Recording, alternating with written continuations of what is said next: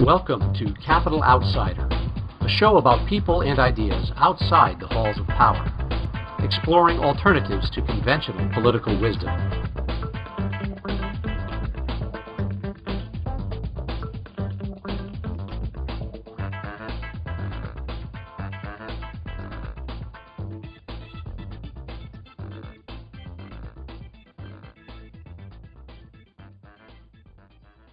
What about the issue of gay marriage? I'm from Massachusetts. We've solved the question. We have all sorts of religious faiths. I don't have to go further than down my street a distance. Some of them want to marry gays, some of them don't. Government should have no role in this matter. That's a religious issue. It's an issue for friendship. It's a civil, government should just stay with the civil contract issue. That's true of the abortion issue, too. Government should have no role in the issue. Individual choice should rule. You made a brief reference to war on drugs. Can you elaborate that on a little bit? The war on drugs is a total failure. When I was a little boy, we'd see gangster movies on TV, and my parents would tell me two things. Number one, prohibition was a failure. Number two, no one will ever be stupid enough to do this again. Fortunately, they also told me, number three, never underestimate the power of human stupidity. Hey, batting 2 out of 3 is pretty good, isn't it? The short form message is war on drugs is a total failure. It costs us tens of billions a year.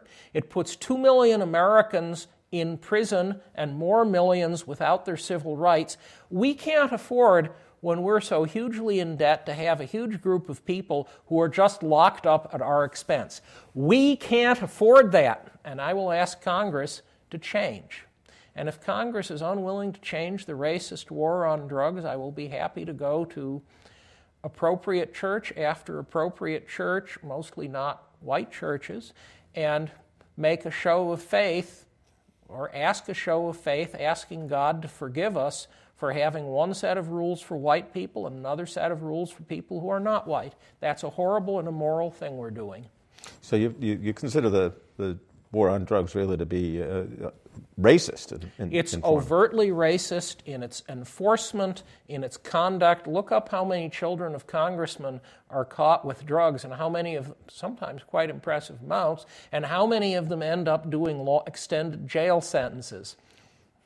It's a racist war. One rule for some people, another rule for other people. One of the most important tenets upon which our country really has built was the whole concept of not just life, liberty, but also a pursuit of happiness and the right to own property. What about eminent domain? That's an issue that is more of a state and local issue, but it also has federal implications. The Kello decision, the decision that I can take if I'm a developer, I can bribe your city council and take your property, which has been in your family for generations, and build something on it, which I think can give them more tax money, was an abomination. Fortunately, Congress can solve this with a simple law statement. There is no just compensation for taking private property for the use of other private people. It's a substantial due process, people. You cannot repay the emotional loss of losing your land to see a football team play on it. And I will work vigorously to make sure that private property is protected. The Constitution intended private property is only taken for public uses, roads, fortifications, not for private uses. That's an absurd decision. I'll work to see it's overturned. You say you'll work to see it's overturned. How far should the federal government go in trying to prevent abuses by the state and local governments? We have a wonderful piece of our Constitution, the 14th Amendment. The 14th Amendment establishes that all those protections and restrictions that apply to the federal government also restrain your state and local government. Your state government can't establish a religion. Your local government can't license you and forbid you to print a newspaper. That's a wonderful achievement. We saw its full flower 40 years ago when Martin Luther King did the freedom marches. That's a wonderful thing. The federal government can block we got rid of the old racist Jim Crow states' rights doctrine that states have the power to take away your rights. That was wrong, and we got rid of it. George, we have just a little bit over 1 minute to go. Is there any area that I haven't asked you about that you would really like to at least make sure that you expound upon? General message. We're the Libertarian Party. We're the party that promises America peace, prosperity, and liberty. We're the party that will protect your civil rights, that will protect your children, that will give us the future we've always wanted and never quite had.